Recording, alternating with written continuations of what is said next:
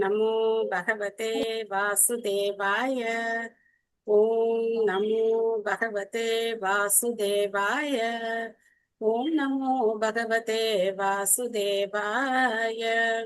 நாராயணம் நமஸ்கிருத்ய நரம் சைவ நரோத்தமம் தேவீம் சரஸ்வதீம் வியாசம் ததோ ஜயமுதீரயேத் நஷ்டப்ராயேஷு பத்ரேஷு நித்யம் பாகவத சேவையா भगवती उत्तम श्लोके भक्तिर्भवती नैष्टुकी निगमकल्पतरोर्गलितं फलं सुखमुखामृत द्रवसंयुतं पिबत भागवतं रसमालयं मुहुरहो रसिका भुवि भावुकाः ॐ अज्ञानतिमिरान्धस्य ज्ञानाञ्जनशलाकया चक्षुरुन्मिलितं येन तस्मै श्रीगुरवे नमः। श्रीचैतन्यमनोभीष्टं स्थापितं येन भूतले स्वयं रूपत्कदा माह्यं ददाति स्वपदान्तिकं वन्देऽहं श्रीगुरो श्रीयुतापतकमलं श्रीगुरून् वैष्णवांश्च श्रीरूपं साग्रजातं सहगण रघुनाथान्वितं तं सजीवं साद्वैतं सावधूतपरिजनसहितं कृष्णचैतन्यदेवं श्रीराधा कृष्णपादान् सहगण ललिता श्रीविशाखान्वितांश्च हे कृष्ण करुणा सिन्धो दीनबन्धो जगत्पते गोपेश गोपिका कान्त राधा कान्त नमोऽस्तुते तप्त काञ्चन गौराङ्गी राधे वृन्दावनेश्वरी शभानुसुते देवी प्रणमामि हरिप्रिये वाञ्छाकल्पतरुभ्यश्च कृपा सिन्धुभ्येव च पतितानां पावनेभ्यो वैष्णवेभ्यो नमो नमः। नमो विष्णुपादाय कृष्णप्रेष्ठाय भूतले श्रीमते भक्तिवेदान्त स्वामिनिति नामिने नमस्ते सारस्वते देवे गौरवाणी प्रचारिणे निर्विशेष शून्यवादी पाश्चात्य देशतारिणे जय श्री कृष्ण चैतन्य प्रभु नित्यानंद श्री अद्वैत गदाधर श्रीवासादि गौर भक्त वृंद हरे कृष्णा कृष्ण कृष्ण हरे हरे हरे राम राम राम हरे हरे। मूकं करोति वाचालं पङ्गुं लङ्कयते गिरिं यत्कृपा तमहं वन्दे श्रीगुरुं दीनधारिणं परमानन्दं माधवं श्रीचैतन्यम् ईश्वरं। हरिः ओं तत्सत्। कथाञ्चन स्मृते यस्मिन् दुष्करं दुष्करं भवेत् स्मरेत् प्रीत्यंश श्रीचैतन्यं नमामिथम्। हरे कृष्णा। நேத்து பார்த்ததுல என்ன பாயிண்ட்ஸ் ஞாபகம் இருக்கு? ஹரே கிருஷ்ணா. நமஸ்காரம் மாதாஜி. நமஸ்காரம் அகிலா மாதாஜி. சூரியனும் கண்ணும் ஒண்ணுக்கு ஒண்ணு டிபெண்ட் ஆகி இருக்கு. இது இல்லைன்னா அதுக்கு பிரயோஜனம் இல்லை. இது ரெண்டுத்தையும் யார் படைச்சாங்க அப்படின்னா சுதந்திரமான பகவான் படைச்சாருன்னு சொன்னீங்க. தேங்க்யூ மாதாஜி. மாதாஜி, பகவான் நடந்தது, நடக்க போவது, நிகழ்காலம், இருந்த காலம், கடந்த காலம் எல்லாமே உணர்ந்தவர் பகவான். ஜீவராசிகள் அந்த பிரபஞ்ச உணவுல ஒன்னோட ஒண்ணு பின்னி பிணைந்திருக்காங்க. என்ன சொன்னீங்க? செகண்ட் பாயிண்ட் என்ன சொன்னீங்க? ஜட உலகம் 1/4 பங்கு, ஆன்மீக உலகம் 3/4 பங்கு. ஓகே பிரபு. ஆனா சாதாரண அற்ப மனிதர்களால கடந்த காலம், நிகழ்காலம் மற்றும் எதிர்காலத்தை பத்தி அறிய முடியாதுங்கிறத சொல்றாங்க. ஆனா பகவானாலதான் அது முடியும். அர்ஜுனன் கூட அது ஞாபகத்துல இல்ல அப்படின்னு சொல்றாங்க. எஸ், பார்த்தோம். தேங்க்யூ மாதாஜி. ஆளப்படும் ஜீவராசி அதி ஆத்மீக, ஆளுபவர் அதி தெய்வீக அப்படின்னு சொன்னீங்க. அந்த அதிகாரிகள், இந்த உலகத்துல இருக்கிற அதிகாரிகள் அப்படின்னு சொல்லி அவங்களுக்கு கூடுதலா பகவான் அதிகாரம் கொடுத்திருக்காருன்னு சொன்னீங்க. ஆனா ரெண்டு பேருமே பகவானோட பின்ன பகுதிகள் தான். Very good. Thank you Mataji. Clear understanding. நம்ம உடல் அன்னரசமயம் அப்படிங்கிற தன்மையை சேர்ந்தது. ஓகே. ஹரே கிருஷ்ணன் மாதாஜி. நம்ம ஸ்தூல உடல் மற்றும் சூட்சம உடல் அழிஞ்ச உடனே பகவானோட நித்தியமான உறவுல அந்த தாமத்துல இருப்போம்னு சொன்னீங்க. நாம விடணும், அது அழியாது, நாம விடணும். அதுல இருந்து நாம விடுபடணும். Okay, thank you all. Srimad Bhagavatam 2வது ஸ்கந்தம் 10வது அத்தியாயம். எல்லா கேள்விகளுக்கும் பாகவதமே தகுந்த விடை. இதுல நம்ம இன்னைக்கு 10வது ஸ்லோகம் படிக்கணும் இல்லையா? ஹரே கிருஷ்ண மாதாஜி. ஹரே கிருஷ்ணா மாதாஜி. அது பகவான் லீலையில முடிச்சுக்கிட்டு அவர் எங்க அடைக்கலம் புகுந்தார், அவரோட அந்த லீலைகள் எல்லாமே அப்படின்னு சொல்லி கேட்டிருந்தீங்க நேத்து. 6வது கொஸ்டின். 6வது கொஸ்டின் என்ன? கொஸ்டினை கரெக்டா சொல்லுங்க. அதாவது அந்த இது பகவானோட லீலைகள் எல்லாமே வந்து எங்க அடைக்கலம் புகுந்திருக்கு அப்படின்னு. நோ நோ தர்மம் கேள்வி தர்மம் என்ன? தர்மம் தர்மம் தர்மம் தர்மம் எங்க தர்மம் அடைக்கலம் போகுது? தர்மம் எங்க போச்சு? பகவானுடைய அவர் லீலைகள் போனதுக்கு எப்பவுமே அப்புறம் இருக்கு. இருக்கு. பகவானுடைய லீலைகள் எட்டர்னலா அவரோட இதுக்கு எப்பவுமே தர்மம் இருக்கு. ஞானம் எங்கே அடைக்கலம் கொண்டது? எங்க அடைக்கலம் ஸ்ரீமத் கொண்டது? பாகவதம் ஸ்ரீமத் ம். பாகவதம். ஸ்ரீமத் பாகவதத்துல பாகவதத்துல அடைக்கலம் பார்த்தோம் இல்லையா? தேங்க்யூ மாதாஜி. ஹரே கிருஷ்ணா. ஹரே கிருஷ்ணா. 10வது பதம். புருஷோண்டம் விநிர்வித்ய யதாசௌ ச விநிர்கதः ஆத்மனோ அயனம் அன்விச்சன் அபோ அப்சராக்ஷி சுஷிஹி. மொழிபெயர்ப்பு பொருளுரை வழங்கியவர் திருத்தராச பக்தி வேதாந்த சுவாமி ஸ்ரீல பிரபுபாத் கி ஜெய். பிரபஞ்சங்களை தனித்தனியாக பிரித்த பின் முதல் புருஷ அவதாரத்தின் தோற்றத்துக்குரிய இடமாகிய காரண கடலிலிருந்து வெளிவந்த பகவானின் மகாவிஷ்ணு பிரம்மாண்டமான பிரபஞ்ச ரூபம் படைக்கப்பட்ட உன்னத நீரின் கர்ப்போதக நீரின் மேல் சயனித்திருக்க விருப்பம் கொண்டு ஒவ்வொரு பிரபஞ்சத்திற்குள்ளும் புகுந்தது. திரும்ப நாம என்ன பத்தி படிக்க போறோம் இப்போ? ஒரு படைப்பு.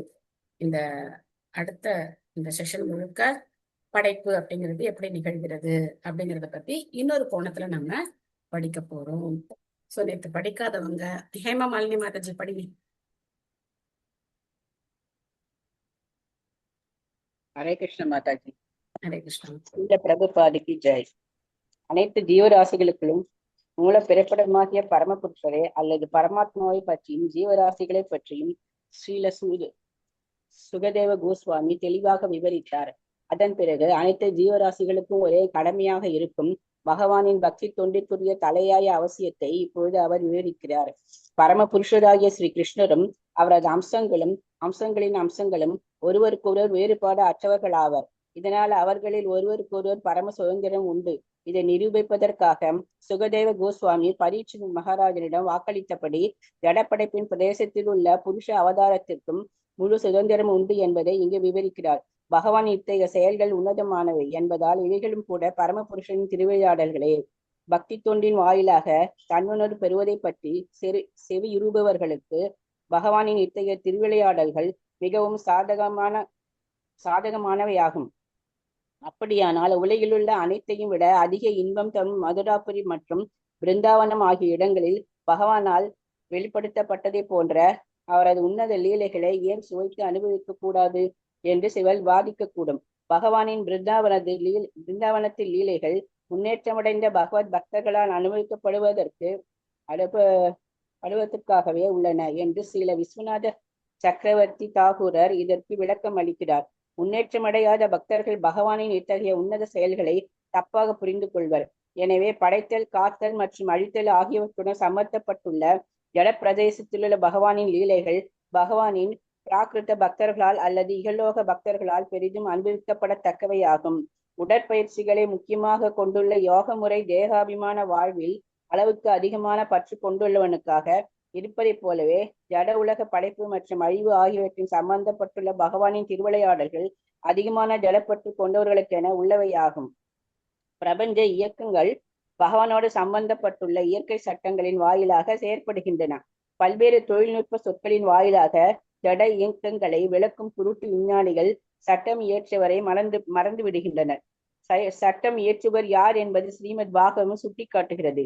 திகைக்கச் செய்யும் இயந்திர அல்லது மின்சார ஜனனியின் நுட்பமான ஏற்பாடுகளை கண்டு ஒருவன் வியப்படைய கூடாது. ஆனால் அற்புதமாக இயங்கும் இத்தகைய இயந்திரத்தை உருவாக்கும் இயந்திர கலைஞனை ஒருவன் பாராட்ட வேண்டும். இதுவே பக்தனுக்கும் பக்தனற்றவனுக்கும் இடையிலுள்ள வேறுபாடாகும். பௌதீக சட்டங்களை நடத்துபவரான பகவானை பக்தர்கள் எப்போதும் முழுமையாக போற்றுகின்றனர். ஜட இயற்கையின் மீதான பகவானின் உத்தரவு பகவத்கீதையில் 9.10 பின்வருமாறு விவரிக்கப்பட்டுள்ளது. மயாத் யக்ஷேன பிரகிருதி சூயத்தே சசராசரம் கௌந்தே ஜகத் விபரிவர்த்ததே. பௌதிக சட்டங்களால் நிரப்பப்பட்டுள்ள ஜட இயற்கை எனது வேறுபட்ட சக்திகளில் ஒன்றாகும். ஆகவே அது சுதந்திரமானதோ அல்லது குருட்டுத்தனமானதோ அல்ல. நான் உன்னதமான முறையில் சர்வ சக்திகளையும் பெற்றிருப்பதால் ஜட இயற்கையின் மீனாத எனது பார்வையாலேயே இயற்கை சட்டங்கள் அற்புதமாக செயலாற்றப்படுகின்றன. இதன் காரணமாகவே இயற்கை சட்டங்களின் செயல்களும் பிரதிபலன்களும் விளைகின்றன. இவ்வாறாக ஜட உலகம் மென்மேலும் படைத்து காத்து பின் அழிக்கப்படுகிறது. இருந்தாலும் ஹரே அடுத்து இன்னொருத்த கிருஷ்ணா. படிக்கலாம். தேங்க்யூ. பெரிய பொருளுரையா இருக்கு, இன்னொருத்த படிக்கலாம். கணிகா மாதாஜி படிக்கிறீங்களா? எஸ் மாதாஜி, படிக்கிறேன் மாதாஜி. ஹரே கிருஷ்ணா மாதாஜி. ஹரே கிருஷ்ணா.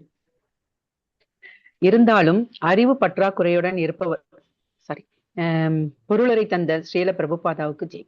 இருந்தாலும் அறிவு பற்றாக்குறையுடன் இருப்பவர்கள் தனிப்பட்ட உடலிலும் பிரபஞ்ச அமைப்பிலும் உள்ள இயற்கை சட்டங்களை கற்று அதனால் ஆச்சரியமடைந்து இயற்கை சட்டங்கள் எந்த நபராலும் கட்டுப்படுத்தப்படாத சுதந்திரம் வாய்ந்தவை என்னும் எண்ணத்திற்கு இடம் கொடுத்து பகவானின் இருப்பை அவர்கள் முட்டாள்தனமாக இழக்கின்றனர்.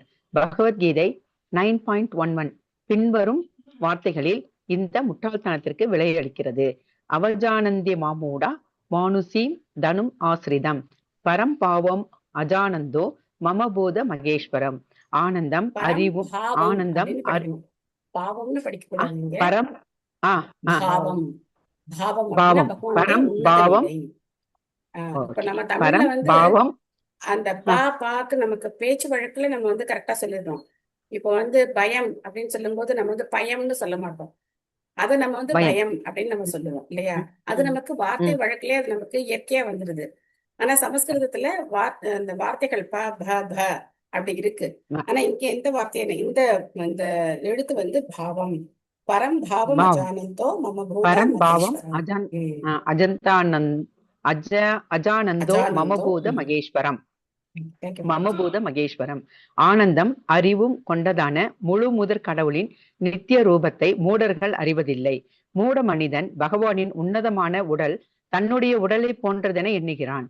இதனால் இயற்கை சட்டங்களின் இயக்கத்தில் காணப்படாதவராக இருக்கும் பகவானின் எல்லையற்ற ஆளும் சக்திகளை பற்றி அவனால் சிந்தித்து பார்க்க முடியவில்லை. ஆயினும் பகவான் தனது சுய ஆற்றலின் மூலமாய் அவதரிக்கும் பொழுது பொதுமக்களால் காணப்படக்கூடியவராகவே இருக்கிறார். பகவான் ஸ்ரீகிருஷ்ணர் தமது உண்மையான உருவில் வந்து அவதரித்து பகவான் என்னும் பாகத்தில் மிகவும் அற்புதமாக செயலாற்றினார். பகவத்கீதை இத்தகைய அற்புத செயல்களுடனும் அறிவுடனும் சம்பந்தப்பட்டதாகும். இருப்பினும் மூடர்கள் பகவான் ஸ்ரீ கிருஷ்ணரை பரம புருஷராக ஏற்பதில்லை. பொதுவாக அவர்கள் பகவானின் மிக சிறியதும் எல்லையற்றதுமான அம்சங்களை மட்டுமே கருத்தில் கொள்கின்றனர். ஏனெனில் அவர்களால் மிக சிறியதாகவோ அல்லது எல்லையற்றதாகவோ மாற முடியாதென்பதே இதற்கு காரணமாகும். ஆனால் பகவானின் மிக பெரியதும் மிக சிறியதுமான உருவங்கள் அவரது மிக சிறந்த பெருமைகள் அல்ல. உண்மையில் எல்லையற்றவரான பகவான் நம்மில் ஒருவரை போல் நம் கண்களுக்கு காட்சியளிப்பதில்தான் பகவானின் அற்புத சக்தி வெளிப்படுத்தப்படுகின்றது. இருப்பினும் அவரது செயல்கள் அற்ப ஜீவன்களின் செயல்களிலிருந்து வேறுபட்டதாகும். 7 வயதில் ஒரு மலையை தூக்குவதும் இளமை பருவத்தில் 16,000 மனைவிகளை திருமணம் புரிவதும் அவரது எல்லையற்ற சக்தியின் சில உதாரணங்களாகும். ஆனால் மூடர்கள் இவற்றை கண்ட பின் அல்லது இவற்றை பற்றி கேள்விப்பட்ட பின் இவற்றை கட்டுக்கதையென இகழ்கின்றனர். பகவான் ஸ்ரீ கிருஷ்ணர் தமது சுய ஆற்றலால் மனித உருவில் காணப்பட்டாலும் அவரே பூரண ஆற்றலை கொண்ட பரம புருஷர் ஆவார் என்பதை அவர்களால் புரிந்து கொள்ள முடியாது. ஆனால் ஸ்ரீமத் பகவத்கீதையில் அல்லது ஸ்ரீமத் பாகவதத்தில் உள்ளதை போன்ற பகவானை பற்றிய செய்திகளை பணிவுடனும் சீட பரம்பரையின் மூலமாகவும் செவியுறும் பொழுது தூய பகவத் பக்தர்களின் கருணையால் இத்தகைய மூடர்களும் கூட பகவானின் பக்தர்களாக மாறுகின்றனர். இக்காரணத்திற்காக தான் பகவானின் ஜட உலக லீலைகள் அறிவற்றவர்களின் நன்மைக்காக பகவத்கீதையிலோ அல்லது ஸ்ரீமத் பாகவதத்திலோ விவரிக்கப்பட்டுள்ளன. Hare Krishna Mataji. Thank you Mataji. Thank you Mataji. Thank you. ஒரு சின்ன அனாலிசிஸ் பண்ணி பார்க்கணும். சரியா? இந்த மொழிபெயர்ப்பு பாருங்க. இந்த ஸ்லோகம் என்ன சொல்லப்பட்டிருக்கு? புருஷ அண்டம் விநிர்மிக்க ஒரு அண்டம் ஏற்படுகிறது அப்படின்னு சொல்லப்பட்டிருக்கு. ஆனா பிரபுபாதர் பொருளுரையில என்ன சொல்ற? எதுக்காக இதை நம்ம தெரிஞ்சுக்கணும்? அந்த மொழிபெயர்ப்புக்கும் பொருளுரைக்கும் தொடர்பு இருக்கா அப்படின்னு பார்த்தா ஒரு சின்ன தொடர்பு மட்டும்தான் கொடுத்திருக்க. 3 விஷ்ணுக்களை பத்தின விஷயங்கள், காரணக்கடல், அதுக்கப்புறம் கர்ப்போதசாயி விஷ்ணு, அது மட்டும்தான் கொடுத்திருக்க. மற்றபடி ஃபுல்லா பார்த்தோம் அப்படின்னா எதுக்காக நாம இந்த படைப்பு லீலைகளை பத்தி தெரிஞ்சுக்கணும்? ஏன் பகவானுடைய மதுரா லீலைகள், விருந்தாவன லீலைகளுக்குள்ள நம்ம போகக்கூடாது? எதுக்காக உட்கார்ந்து படைப்பு எப்படி நடந்தது, படைப்பு எப்படி நடந்ததுன்னு திரும்ப திரும்ப திரும்ப அதையே நம்ம எதுக்கு டிஸ்கஸ் பண்ணிட்டு இருக்கணும் அப்படிங்கிறதுக்கான காரணத்தை பகவான் சொல்றார். ஏன் அப்படின்னா இந்த படைப்பு லீலைகளை பகவான் விருந்தாவனத்துல நிகழ்த்தக்கூடிய லீலைகளுக்கும் எந்த வித்தியாசமும் கிடையாது. விருந்தாவனத்துல கோபியர்களோட பகவான் ராசலீலை பண்ற மாதிரிதான் இந்த ஜட உலகத்துல நம்மள மாதிரி ஜீவராசிகளை படைச்சு அத நாம இருக்கிறதுக்கான இந்த பிரபஞ்சங்களை எல்லாம் படைச்சு நம்மளோடையும் பகவான் ராசலீலை தான் பண்றான். ஆனா நாம அதை உணர மாட்டேன்.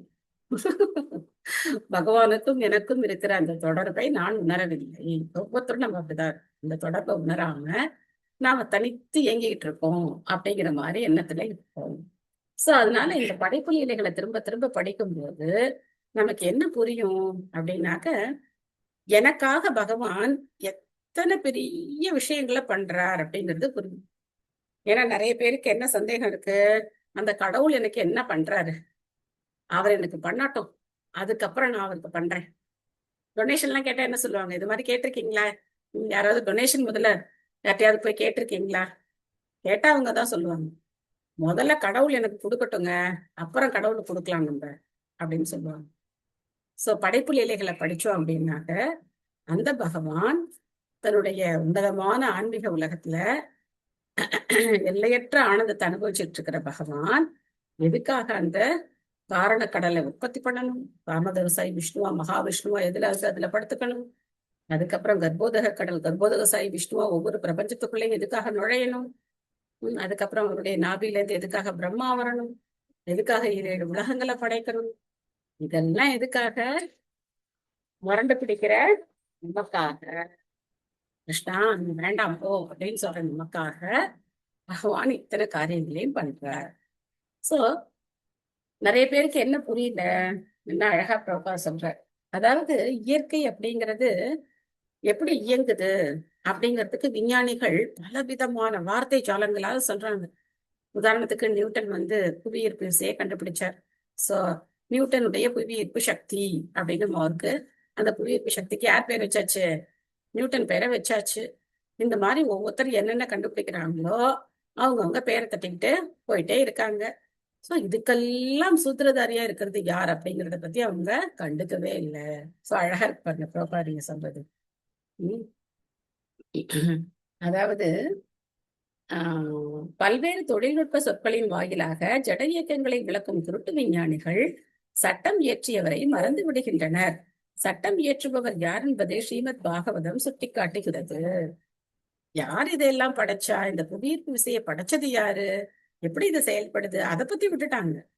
சோ அதுக்கு கால்குலேஷன் எல்லாம் போட்டு ஈக்குவேஷன் எல்லாம் போட்டு நான் பெரிய ஆள் அப்படின்னு சொல்லி காட்டிக்கிறதுல எல்லாருக்கும் ரொம்ப இன்ட்ரெஸ்ட் இருக்கே தவிர இதை படைச்சது யாரு, யாரா இருக்கலாம் அப்படிங்கிற அந்த கேள்வியை அவங்க ரொம்ப ஈஸியா எஸ்கேப் ஆயிடுறாங்க அந்த கேள்விக்கு. சோ நான் இங்க பகவான் சொல்ற மயா அத்தியக்ஷேன பிரகிருதி சூயதேஷ சராச்சரம் ஹேது நானேன கௌந்தேய ஜகத் விபரிவர்த்ததே அப்படின்னு சொல்ற. மயா அத்தியக்ஷேன அப்படின்னா என்ன அர்த்தம், என்னுடைய மேற்பார்வையின் கீழ், அக்ஷம்னா கண்கள் இல்லையா, அக்ஷயா அப்படின்னு பேர் வைக்கிறாங்க, கண்கள். மயா அத்தியக்ஷேன பிரகிருதி, இந்த பிரகிருதி இந்த ஜட இயற்கையானது என்னுடைய மேற்பார்வையின் கீழ் செயல்படுகிறது. ஹேது அப்படின்னா காரணம், ஹேது நானேன கௌந்தேய, கௌந்தேயா குந்தி மகனே இதுக்கான காரணம் நான் தான், இந்த ஜட இயற்கையை செயல்படுவதற்கான காரணம் நான் தான் அப்படின்னு சொல்றார். சூயத்தேச்ச சர அச்சரம், அசைகின்ற அசையாத எல்லா ஜீவராசிகளையும் பகவான் தான் கட்டுப்படுத்துறார் அப்படின்னு சொல்றார். சோ இது தெரியாதவங்க பகவானையும் நம்மள மாதிரி ஒரு சாதாரண மனிதர்களா நினைக்கிறாங்க. அவஜானந்தி மாமூடா மானுஷம் தனுமாஸ்ருதம். பிரபா சொல்றார், அற்புதமா இருக்கு பொருளுடைய பார்த்தோம் அப்படின்னா, பகவான் நம்ம முன்னாடி காட்சி அளிக்கிறதே அவருடைய மிகச்சிறந்த சிறப்பு அப்படின்னு சொல்றார். அந்த ஆன்மீகமான பகவான் நம்மள மாதிரி ஒரு மானிட உடல்ல நம்ம பாக்குற மாதிரி காட்சி அளிக்கிறதே அவருடைய தனிச்சிறப்பு அப்படின்னு சொல்றார். சோ அப்படி அந்த பகவான் வர்றபோது கூட அவரை புரிஞ்சுக்காம இருக்கிறவங்க மூடர்கள், முட்டாள்கள். அவரு நம்மள மாதிரி ஒரு சாதாரண மனிதன், பிறக்கிறாரு, பயந்து மாமாவுக்கு பயந்து இங்கேருந்து ஒரு இடத்துக்கு மாத்துறாங்க, அங்க போய் விளையாடிட்டு உட்கார்ந்துருக்கிறாரு. அதுக்கப்புறம் மதுராக்கு வந்தாரு, அங்க சில அசுரர்களை அழிச்சார். அப்புறம் பயந்து போய் துவாரகையில கடலுக்கு அடியில ஒரு நகரத்தை நிர்மாணம் பண்ணார். அங்க அரசர்னு சொல்லி உட்கார்ந்துகிட்டார். யார் இவர்? பிராமணரா, க்ஷத்திரியரா, வைஷ்யரா, சூத்ரரா, எந்த வர்ணத்தை சேர்ந்தவர்? ஒன்னும் புரியல. ஒரு வர்ணமும் கிடையாது, ஒரு ஆசிரமும் கிடையாது. இந்த மாதிரி ஒரு மனிதன் அப்படி நினைக்கிறாங்க. சோ ஒழுக்கம் கெட்டவர், எந்த ஒழுக்கமும் இல்லாதவர். ஏன் திருடுறாரு? வெண்ணையை திருடினா பரவாயில்ல, பெண்களுடைய ஆடையை திருடுறார், பெண்களோட நடனம் ஆடுறார். கடவுள்ல ஒரு ஒழுக்கம் சட்டத்திட்டம் வேண்டாமா? ஒழுங்கா இருக்க வேண்டாமா? அவர் ஒழுங்கா இருந்தாலும் நம்ம ஒழுங்கா இருக்க முடியும். உங்க கடவுளே ஒழுங்கா இல்ல, அப்புறம் என்ன நீங்க ஒழுக்கத்தை பத்தி பேசுறீங்க? அதுக்கு பதிலா ராமர் பரவாயில்ல. ராமர் ஏகபத்தினி விரதன், ஒழுங்கா இருக்காரு. அவரை ஏத்துக்கிட்டா ஏத்துக்கலாம். ஆனா இந்த பொல்லாத கிருஷ்ணரை ஏத்துக்க முடியாது அப்படின்னு சொல்றவங்க இருக்காங்க இல்லையா? அவங்க எல்லாம் யாரு? முட்டாள்கள், மூடர்கள். சோ பகவான் எல்லையற்ற தன்னுடைய எல்லையற்ற திருவிளையாடல்களை நம்ம காட்டல. சோ ஒரு ட்ரையல் தான் காட்டியிருக்காரு. ஒரு படம் ரிலீஸ் ஆகிறதுக்கு முன்னாடி ட்ரைலர்னு ஒண்ணு போடுவாங்க. அந்த ட்ரைலர் தான் பாக்குறோம் நம்ம. உண்மையிலேயே ஆன்மீக உலகம் எப்படி இருக்கும், அந்த பகவானுடைய லீலைகள் எப்படி இருக்கும், அதெல்லாம் நம்மளால கற்பனை கூட பண்ணி பார்க்க முடியாது. சோ அப்பேற்பட்ட பகவான் நம்ம முன்னாடி வர்றதே மிகப்பெரிய ஒரு அவருடைய கருணை அப்படின்னு பிரபா சொல்றாரு. அதனால பாகவதத்திலேயும் பகவத்கீதையிலையும் சொல்லியிருக்கிறத நம்ம ஏத்துக்கணும். சோ இந்த அண்டங்கள் எப்படி உற்பத்தி ஆச்சு, இதுக்கப்புறம் எப்படி கண்ணு, காது, மூக்கு, நுண்ணு எப்படி வரப்போகுது, அதெல்லாம் தான் நம்ம இனிமே பார்க்க போறோம். தாச அவாத்சீத் சிருஷ்டாஷு சகஸ்ரம் பரிவத்சரான் தேன நாராயணோ நாம யத் ஆப புருஷோத்பவாக. அந்த பரமபுருஷர் அருவமானவர் அல்ல, அவர் விசேஷமான ஒரு நரர் அல்லது நபராவார். ஆகவே பரம நரனில் இருந்து படைக்கப்பட்ட உன்னதமான நீர் நார எனப்படுகிறது. அந்த நீரில் சயனித்திருப்பதால் அவர் நாராயணர் எனப்படுகிறார். நாராயணர் அப்படிங்கிற அந்த பகவானுடைய நாமத்துக்கு பல அர்த்தங்கள் இருக்கு. இங்க நார அப்படிங்கிற நீர்ல சயனித்திருக்கிறதுனால அவர் நாராயணர். அவர் உடலிலிருந்து வெளிப்பட்ட நீர் நார அப்படின்னு சொல்லப்படுது. அதுல அயனம் பண்ணியிருக்கிறதுனால, அயனம்னா சயனம், அதனால அவர் நாராயணர். அதுக்கப்புறம் நம்மள மாதிரி எல்லா ஜீவராசிகளுக்கும் அவர் தான் அடைக்கலம். எல்லா நரர்களுக்கும் அவர் தான் அடைக்கலம். அதனால நர அயனம், நாராயணர் அப்படின்னு ஒரு அர்த்தம் சொல்லப்படுது. இந்த மாதிரி ஒரு வார்த்தைக்கு பலவிதமான அர்த்தங்கள் இருக்கலாம். இங்க நாம நாராயணர் அப்படிங்கிற வார்த்தைக்கு அந்த காரணக்கடல் அதுல சயனிச்சிருக்கார், அதனால நாராயணர் அப்படின்னு பார்க்க. திரவியம் கர்மச்ச காலச்ச ஸ்வபாவோ ஜீவ ஏவச்ச யத் அனுகிரகத் சந்தி ந சந்தி யத் உபேக்ஷயா. அனைத்து பௌதிக மூலப்பொருள்கள், செயல்கள், காலம் மற்றும் குணங்கள் ஆகியவையும் அவற்றை அனுபவிப்பதற்கென உள்ள ஜீவராசிகளும் அவரது கருணையால் மட்டுமே இருக்கின்றன. அவற்றை அவர் அலட்சியப்படுத்திய உடனேயே அனைத்தும் மறைந்து விடுகின்றன. சோ இந்த பௌதிக மூலப்பொருட்கள் அப்படின்னா நம்ம எதை ஞாபகம் வச்சுக்கணும்?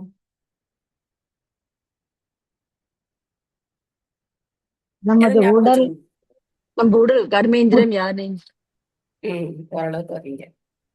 சோ அந்த 16 பேசிக் 16 மூலப்பொருட்களை ஞாபகம், மனம், புத்தி, அகங்காரம். ஆமா. அதுக்கப்புறம் நம்முடைய செயல்கள், காலம் மற்றும் குணங்கள். சோ இதுக்கு எல்லாத்துக்கும் காரணம் யாரு? பகவான் தான். சோ அவர் நினைச்சா படைக்கிறார், அவருக்கு வேண்டான்னா எல்லாத்தையும் அழிக்கிறார். பொருளுரை உமா மாதாஜி படிக்கிறீங்களா? படிக்கிறேன் மாதாஜி. ஹரே கிருஷ்ணா மாதாஜி. ஹரே கிருஷ்ணா. ஸ்ரீல பிரபுபாதருக்கு ஜெய். ஜீவராசிகள் ஜட இயற்கையை அடக்கி ஆள விரும்புவதால் அவர்களே பௌதீக மூலப்பொருட்கள், காலம், குணங்கள் போன்றவைகளை அனுபவிப்பவர்கள் ஆவர். பகவான் பரம அனுபவிப்பவர்கள் ஆவார்.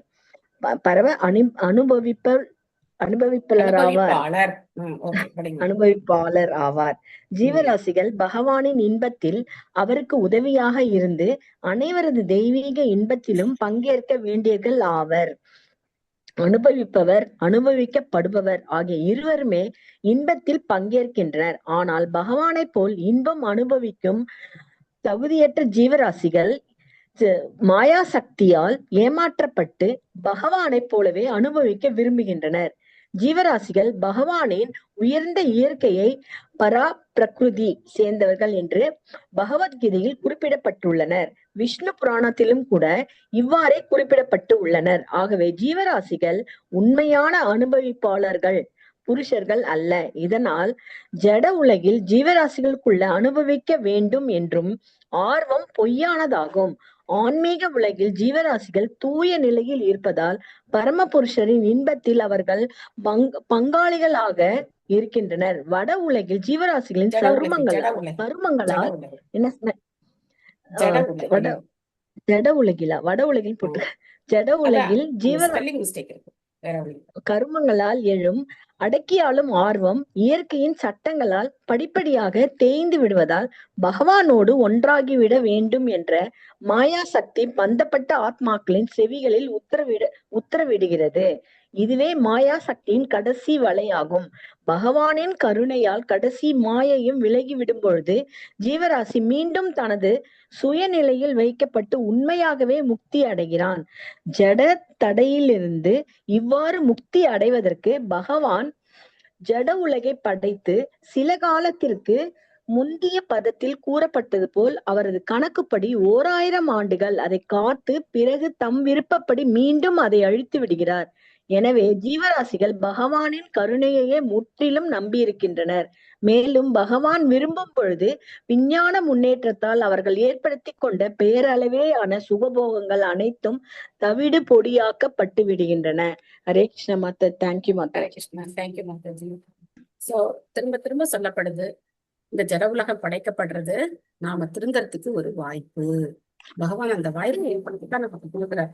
அந்த வாய்ப்பை யார் சரியா பயன்படுத்திக்கிறாங்களோ அவங்க என்ன பண்றாங்க, பகவானுடைய ஆன்மீக உலகத்துக்கு திரும்பி போகலாம்.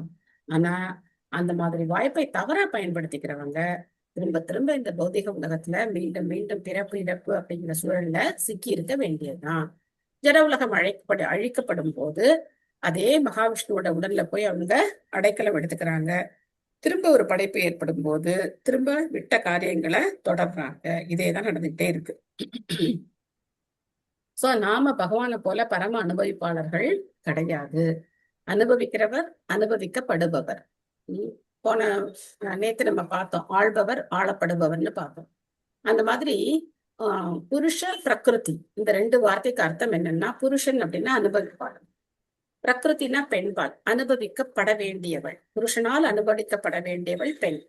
அதனால புருஷன் அனுபவிப்பாளன், பெண் அனுபவிக்கப்பட வேண்டியவள் அப்படின்னு இருக்கு. அந்த பெண் உடல் பெண்ணா இருக்கலாம், ஆனா மனோபாவம் நான் அனுபவிக்கணும் அப்படிங்கிற மனோபாவம் இருந்ததுன்னா அது புருஷ பாவம்னு அர்த்தம்.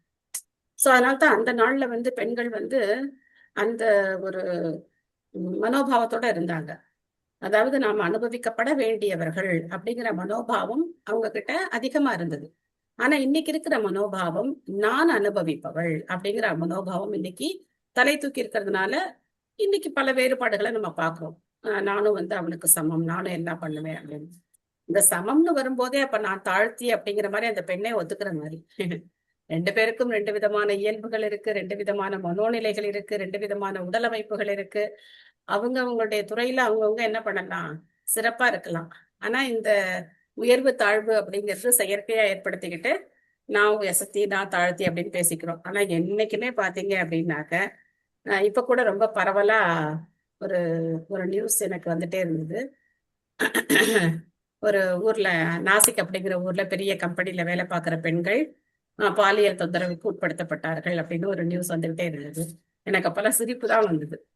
சோ நீங்க என்ன படிச்சாலும் சரி, எங்க போய் வேலை பார்த்தாலும் சரி, உன்னுடைய மனோபாவம் அப்படிங்கிறது என்னைக்குமே மாறப்போறது கிடையாது. சோ பெண் அப்படிங்கிற அந்த மனோநிலை, பெண்ணுடைய உடலமைப்பு, ஆண் அப்படிங்கிற மனோநிலை, அவனுடைய உடலமைப்பு, இது எல்லாமே என்னைக்கும் அப்படியே நிச்சயமா தான் இருக்க போகுது. நம்ம படிச்சு பெரிய ஐடி கம்பெனில போய் வேலைக்கு போனா மட்டும் நம்ம பெண் இல்லாம போயிடுவோமா? பெண்கள் எப்பவுமே அப்படித்தான் இருந்தாகணும், பெண்ணாத்தான் இருந்தாகணும். சோ வீட்டுல இருக்கிறது கஷ்டமா இருக்கு அப்படின்னு வெளியில போனா அங்க எப்படி இருக்கு, இதை விட பெரிய துன்பங்கள் தொல்லைகள் வந்துகிட்டே தான் இருக்கு. இதை யாரு காரணம் சொல்ல முடியாது. ஆண் ஒழுங்கா இல்ல அப்படிங்கிற ஒரு காரணம் மட்டும் சொல்ல முடியாது. அந்த ஆணை தூண்டும் சக்தியாக இருக்கக்கூடியவள் பெண். ஏன் அவன் முன்னாடி போய் அவனை தூண்டுற இல்லையா? சோ அதனாலதான் அந்த காலத்துல பிரிச்சு வச்சாங்க, ஆணையும் பெண்ணையும் பிரிச்சு வச்சாங்க. சோ நான் சமம், நானும் போய் பக்கத்துல உட்காந்துக்குவேன் அப்படின்னா அப்போ வரது அனுபவிக்கணும். அதனால இந்த அனுபவிப்பவர், அனுபவிக்கப்படுபவர், பகவான் அனுபவிப்பாளர். எதுக்காக இதை நம்ம இப்ப பேசணும் அப்படின்னாக்க, நானும் அனுபவிப்பவன் அப்படின்னு ஜீவராசி ஆசைப்படும் போது எல்லா கஷ்டத்தையும் அவன் அனுபவிக்கிறான். சந்தோஷத்தை அனுபவிக்க முடியாது. எதை அனுபவிக்கணும்? எல்லா துன்பத்தையும் தான் அனுபவிக்க முடியும். சோ சந்தோஷம் அப்படிங்கிறது இந்த ஜட உலகத்துல கிடையவே கிடையாது. ஏகோ நானாத்வம் அன்விச்சன் யோக தல்பாத் சமுத்திதக வீரியம் ஹிரண்மயம் தேவோ மாயயா யஸ்ருஜத்ரிதா. யோக நிதிரையில் சயனித்திருக்கும் பொழுது ஜீவராசிகளை தம்மிடமிருந்து படைக்க விரும்பிய பகவான் அவரது பகிரங்க சக்தியின் மூலமாக பொன்னிறம் உள்ள விந்தை உற்பத்தி செய்தார். சோ இதான் இங்க என்ன சொல்லப்பட்டிருக்கு, வீரியம் ஹிரண்மயம், அந்த பிரம்மாண்டம், அந்த அண்டம் அப்படிங்கிறது அங்க உற்பத்தி ஆகுது. பொருளுரை சிவமலர் மகாராஜ் படிக்கிறீங்களா? படிக்கிறேன் மாதாஜி. ஹரே கிருஷ்ணா. ஹரே கிருஷ்ணா. பொருளுரை. பகவத்கீதையில் 9.7 மற்றும் 9.8 ஜட உலகின் படைப்பும் அழிவும் பின்வருமாறு கூறப்பட்டுள்ளது. சர்வ பூதானி கௌந்தேய பிரகிருதிம் யாந்தி மாமிகாம் கல்பக்ஷயே புனஸ்தானி கல்பாதௌ விஸ்ருஜாமி அகம் பிரகிருதிம் ஸ்வாம் அவஷ்டப்ய விஸ்ருஜாமி புனக புனக பூதகிராமம் இமம் கிருஷ்ணம் அவசம் பிரகிருதேர் வசாத். ஜட இயற்கை மற்றும் அதில் போராடி கொண்டிருக்கும் ஜீவராசிகள் ஆகிய இவ்விரு படைப்பு சக்திகளும் கல்ப முடிவில் பகவானின் உன்னதமான உடலினுள் ஒன்றாக கலந்து விடுகின்றன. பிறகு திரும்பவும் அவற்றை படைக்க பகவான் விரும்பும் பொழுது அவை மீண்டும் பகவானால் தோற்றுவிக்கப்படுகின்றன. எனவே ஜட இயற்கை பகவானின் கட்டுப்பாட்டின் கீழ் செயல்படுகிறது. இவ்வாறாக ஜட இயற்கையின் கட்டுப்பாட்டிலும் பகவானின் கட்டுப்பாட்டிலும் உள்ள மேற்கூறிய இரு படைப்பு சக்திகளும் பகவானின் விருப்பத்தால் மென்மேலும் படைக்கப்பட்டு அளிக்கப்படுகின்றன. படைப்பிற்கு முன் அல்லது ஜட பிரபஞ்சத்தின் தோற்றத்திற்கு முன் பகவான் மொத்த சக்தியாக மகா சமஷ்டி இருக்கிறார். இவ்வாறாக பகவான் தம்மை பலவாக பரவ செய்ய விருப்பம் கொண்டு தம்மை அவர் மேலும் அநேக மொத்த சக்தியாக சமஷ்டி விரிவடைய செய்கிறார். அநேக மொத்த சக்தியிலிருந்து அவர் மேலும் விரிவடைந்து அத்தியாத்மிகம், அதிதைவிகம் மற்றும் அதிபௌதிகம் என 3 நிலைகளை கொண்ட தனி நபர்களாக வியஸ்தி விரிவடைகிறார். இது ஏற்கனவே விளக்கப்பட்டுள்ளது. அவ்வாறு இருக்க மொத்த படைப்பும் படைப்பு சக்திகளும் ஒன்றுக்கொன்று வேறுபடாதவையாகவும் அதே சமயம் வேறுபட்டவையாகவும் இருக்கின்றன. அனைத்தும் அவரிடமிருந்து மகாவிஷ்ணு அல்லது மகா சமஷ்டி தோன்றியவையாக இருப்பதால் பிரபஞ்ச சக்திகளுள் எதுவும் அவரிலிருந்து வேறுபட்டவை அல்ல. ஆனால் விரிவடைந்த இத்தகைய சக்திகள் அனைத்தும் பகவானால் திட்டமிட்டவாறு குறிப்பிட்ட கடமைகளை கொண்டிருப்பதால் அவை பகவானிலிருந்து வேறுபட்டவையாகவும் உள்ளன. ஜீவராசிகள் பகவானின் நடுத்தர சக்திகள் என்பதால் அவர்கள் பகவானோடு ஒன்றுபட்டவர்களாகவும் அதே சமயம் வேறுபட்டவர்களாகவும் இருக்கின்றனர். தோற்றத்திற்கு வராத நிலையில் ஜீவசக்திகள் பகவானுக்குள் ஒடுங்கி கிடக்கின்றன. பிரபஞ்ச படைப்பில் அவைகள் அவிழ்த்து விடப்படும் பொழுது இயற்கை குணங்களின் கீழ் உள்ள அவற்றின் வேறுபட்ட விருப்பங்களுக்கேற்ப வெவ்வேறாக அவை தோற்றமளிக்கின்றன. ஜீவசக்திகளின் தோற்றங்கள் ஜீவராசிகளின் வெவ்வேறு பந்தப்பட்ட நிலைகளாகும். ஆனால் சனாதன நித்திய படைப்பில் உள்ள முக்தியடைந்த ஜீவராசிகள் நிபந்தனை அற்றவாறு சரணாகதி அடைந்துள்ள ஆத்மாக்கள் ஆவர். ஆகவே படைத்தல் அழித்தல் எனும் விதிகளுக்கு அவர்கள் உட்பட்டிருக்கவில்லை. இப்படைப்பு யோக நித்திரையில் உள்ள பகவானின் பார்வையால் நிகழ்கிறது. இவ்வாறு அனைத்து பிரபஞ்சங்களும் பிரபஞ்ச தலைவரான பிரம்மாவும் மீண்டும் படைக்கப்பட்டு அளிக்கப்படுகின்றன. நன்றி மாதாஜி. ஹரே கிருஷ்ணா. சோ இந்த விஷயத்தை நாம பல தடவை டிஸ்கஸ் பண்ணிட்டோம் இல்லையா? இந்த செகண்ட் கேண்டோல பல தடவை நம்ம இதை படிச்சுட்டோம். சர்வ பூதானி கௌந்தேய பிரகிருதிம் யாந்தி மாமிகாம் கல்பக்ஷயே புனஸ்தானி கல்பாதோ விஸ்ருஜாமி அகம். அகம் அப்படிங்கிற வார்த்தை இங்க பகவான் நான் அப்படின்னு சொல்றாரு. நான் தான் இதை செய்யறேன் அப்படின்னு சொல்றாரு. சோ இந்த ஜட சிருஷ்டி, இந்த ஜீவராசிகள் எல்லாருமே என்ன பண்ணப்படுறாங்க? ஒரு கல்ப காலத்துல படைக்கப்படுறாங்க, மீண்டும் அவங்க அழிக்கப்படுறாங்க. சோ புனக அப்படின்னா மீண்டும் மீண்டும் அப்படின்னு அர்த்தம். மீண்டும் மீண்டும் படைக்கப்பட்டு அழிக்கப்படுகிறார்கள். சோ இந்த சில சமஸ்கிருத வார்த்தைகள் இங்க கொடுக்கப்பட்டிருக்கு. இந்த வார்த்தைகள் நம்ம அப்படியே புரிஞ்சுக்க வேண்டியதுதான். மகா சமஷ்டி அப்படின்னா மொத்த சக்தியா இருக்கார். அதுக்கப்புறம் அவர் பல விதமா பிரியும் போது காரணதோசாயி விஷ்ணு, கர்ப்பதோசாயி விஷ்ணு, க்ஷீரதோசாயி விஷ்ணு அப்படின்னு பிரியும் போது சமஷ்டி அப்படின்னு அறியப்படுறார். அதுக்கப்புறம் மேலும் பிரிஞ்சு அத்தியாத்மிகம், அதிதெய்வீகம், அதிபௌதிகம் அப்படின்னு பிரிகிறார். அதாவது பல்வேறு ஜீவராசிகள்லயே உயர்ந்த தாழ்ந்த நிலை, அதுக்கப்புறம் இந்த பௌதீக படைப்பு அப்படின்னு பிரிகிறார். இந்த மாதிரி இந்த அவருடைய சக்தி தான் பல்வேறு விதங்களா விரிவடைகின்றன. வேற எதுவுமே கிடையாது. தேவர்களா இருந்தாலும் சரி, ஜீவராசிகளா இருந்தாலும் சரி, இந்த ஜட உலகமா இருந்தாலும் சரி, ஆன்மீக உலகமா இருந்தாலும் சரி, எல்லாமே பகவானுடைய படைப்பு சக்திகள் அப்படிங்கிறத நாம தெளிவா புரிஞ்சுக்கணும். சோ அதுல இருந்து வேறுபட்டவர்கள் யாருமே கிடையாது. பகவானுடைய படைப்பிலிருந்து வேறுபட்டவர்கள் இங்க எந்த சக்தியும் கிடையாது. அதனாலதான் சொல்றாங்க, பகவானுடைய அனுமதி இல்லாம ஒரு புல் கூட அதையும் அசைய முடியாது அப்படின்னு. அதிதெய்வம், அத்தியாத்மம், அதிபூதம் இது பிரபு அதைக்கம் பௌருஷம் வீரியம் திருதா வித்யத தச்ருணு. மேலே குறிப்பிடப்பட்டுள்ளது போல் ஒன்றேயான பகவானின் ஆற்றல் எப்படி ஆளும் ஜீவன்கள், ஆளப்படும் ஜீவன்கள் மற்றும் ஜட உடல்கள் என மூன்றாக பிரிகின்றன என்பதை என்னிடமிருந்து கேளும். ஓகே, ஆளும் ஜீவன்கள் யாரு? ஆமாதான் மாதாஜி. ஆளும் ஜீவங்களா? ஆளப்படும் ஜீவங்கள் ஆளும் ஜீவன்கள் யாரு? ஆளும் ஜீவன் பகவானும் ஜீவனா? இல்ல இல்ல இல்ல இல்ல இல்ல இல்ல தேவர்கள் பஞ்சபூதங்கள். யார் தேவர்கள் சொன்னது? தேவர்கள். தேவர்கள் வந்து வெரி குட், அதான் ரைட் ஆன்சர். ஆளும் ஜீவன்கள் வந்து தேவர்கள். ஆளப்படும் ஜீவன்கள் யாரு? தேவர்கள் நம்மள ஆட்சி பண்றாங்க, ஆளப்படும் ஜீவன்கள். அதுக்கப்புறம் இன்னொன்னு என்ன கொடுக்கப்பட்டிருக்கு? மற்றும் ஜட உடல். ஜட உடல்ங்கிறது பிரகிருதி, நம்முடைய ஜட உடல். அதுக்கப்புறம் நம்ம பார்க்கக்கூடிய இந்த உலகம் எல்லாமே ஜடம் தான். சோ அதனால அது பிரகிருதி, அது வந்து அதிபௌதிக. இந்த மூணும் எப்படி உற்பத்தி ஆச்சு? அத்தியாத்மிக, அதிதெய்வீக, அதிபௌதிக எப்படி உற்பத்தி ஆச்சு அப்படின்னு நான் இப்போ உனக்கு சொல்றேன் அப்படின்னு சொல்றேன். அந்தக ஷரீர ஆகாஷாத் புருஷஸ்ய விசேஷ்டதக ஓஜக சகோ பலம் ஜக்கே ததஹ பிராணோ மகானசு. மகாவிஷ்ணுவின் உன்னத உடலுள்ள ஆகாயத்திலிருந்து புலன் சக்தி, மனோபலம் மற்றும் உடல் பலம் ஆகிய அனைத்தும் உற்பத்தியாகின்றன. அதே போலவே மொத்த உயிர் சக்திக்கும் அதுவே பிறப்பிடமாக உள்ளது. சோ இது ஆத்மா கிடையாது, உயிர் சக்தி அப்படிங்கறத நம்ம வந்து ஆத்மான்னு தப்பா புரிஞ்சுக்கூடாது. ஆத்மாக்கள் படைக்கப்படுறதும் கிடையாது, அழிக்கப்படுறதும் கிடையாது. ஆத்மாக்கள் நித்தியமானது.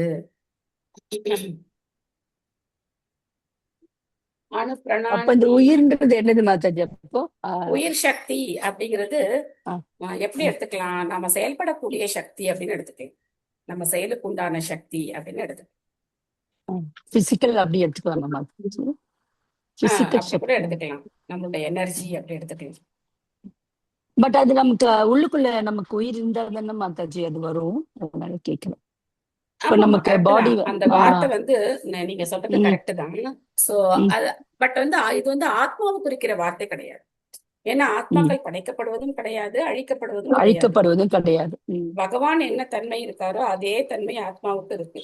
ஆத்மாவும் அஜோ நித்ய சாஸ்வதோ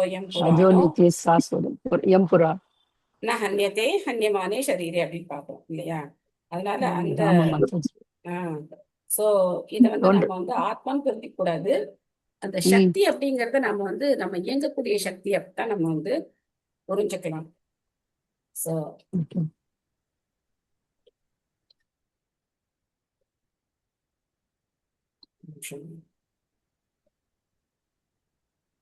16 தானே ஸ்லோகம் நீங்க. As the following as இந்த ஸ்லோகம் இது 16 தானே படிச்சோம். இல்ல 15. 15 படிச்சோம். From the sky situated within the transcendental body of the manifesting Mahavishnu, sense energy, mental force and bodily strength. So அத வந்து அவங்க உயிர் சக்தின்னு டிரான்ஸ்லேட் பண்ணிட்டாங்க. பிரபு என்ன கொடுத்திருக்காருன்னா bodily strength are all generated as well as the sum total of the fountain head of the total living force. இந்த living force தான் அவங்க வந்து உயிர் சக்தின்னு டிரான்ஸ்லேட் பண்ணிருக்காங்க. சோ அதை நம்ம எப்படி புரிஞ்சுக்கலாம், அந்த லிவிங் ஃபோர்ஸ் அப்படிங்கறத எப்படி புரிஞ்சுக்கலாம் நம்ம அப்படின்னாக்கா, இயங்கக்கூடிய சக்தின்னு தான் நம்ம புரிஞ்சுக்கலாம். ஆத்மா இருக்கு, ஆனாலும் அது இயங்கிறதுக்கான சக்தி அப்படின்னு நம்ம அதை புரிஞ்சுக்கலாம். சரியா? சோ இங்கிலீஷ் டிரான்ஸ்லேஷன் வந்து லிவிங் ஃபோர்ஸ் அப்படிதான் போடுறது. அணு பிரணந்தி எம் பிராணக பிராணந்தம் சர்வஜந்துஷு அபானந்தம் அபானந்தி நரதேவம் இவானுகா. பிரஜைகள் தங்கள் அரசரை பின்பற்றுவதைப் போலவே மொத்த சக்தி அசையும் பொழுது மற்ற எல்லா ஜீவராசிகளும் அசைகின்றன. மொத்த சக்தி முயற்சியை கைவிடும் போது மற்ற எல்லா ஜீவராசிகளும் புலன் இயக்கங்களை கைவிடுகின்றன. சோ ஒரு பொம்மலாட்டக்காரன் ஆட்டி வைக்கிற மாதிரி பகவான் நம்மள ஆட்டி வைக்கிறார். பத்மா மாதாஜி படிக்கிறீங்களா? ஹரே கிருஷ்ணா மாதாஜி. வாசிக்கிற மாதாஜி. பிரணாம்ஸ் மாதாஜி. ஒளிபெருப்பு பொருளுரை வழங்கிய ஆசா பக்தி வேதாந்த ஸ்ரீ சுவாமி பிரபுபாதா கி ஜெய். பொருளுரை. தனிப்பட்ட ஜீவராசிகள் பரமபுருஷனின் மொத்த சக்தியை முற்றிலும் நம்பியிருக்கின்றன. எந்த மின் விளக்கிற்கும் சுதந்திரமான பிரகாசம் இருக்காது என்பதை போலவே யாருக்கும் சுதந்திரமான இருப்பு கிடையாது. ஒவ்வொரு மின்சார கருவியும் மொத்த மின்சார நிலையத்தை முழுமையாக நம்பி இருக்கிறது. மொத்த மின்சார நிலையம் மின்சார உற்பத்தி செய்வதற்குரிய நீர்த்தேக்கத்தை நம்பி இருக்கிறது. நீர் மேகங்களை நம்பி இருக்கிறது. மேகங்கள் சூரியனை நம்பி இருக்கின்றன. சூரியன் சிருஷ்டியை நம்பி இருக்கிறது. இவ்வாறாக பரமபுருஷ பகவானே சர்வ காரணங்களுக்கும் காரணமாவார். ஹரே கிருஷ்ண மாதாஜி. தேங்க்யூ மாதாஜி. எவ்வளவு அழகா பிரபுபாதர் வந்து இவ்வளவு பெரிய விஷயத்தை எவ்வளவு அழகா சிம்பிளா சொல்லி காட்டுறாரு. சோ யாருமே சுதந்திரமானவர்கள் கிடையாது. பெருசா மாத்தட்டிக்க முடியாது. நான் இவ்வளவு கண்டுபிடிச்சிருக்கேன் அவ்வளவு கண்டுபிடிச்சிருக்கேன் அப்படின்னு ஒன்றும் சொல்லிக்க முடியாது. எல்லாத்துக்கும் ஆதாரமா இருக்கக்கூடியது சூரியன். அந்த சூரியனை சிருஷ்டிச்ச பகவான் தான் எல்லாருக்கும் ஆதாரமா இருக்கு. அதனால சக்தி அப்படி நம்ம இயக்கம் சக்தி நம்ம என்ன பேசினாலும் சரி, பகவானை நம்மளால தவிர்க்கவே முடியாது. பிராணேனா ஷிபதா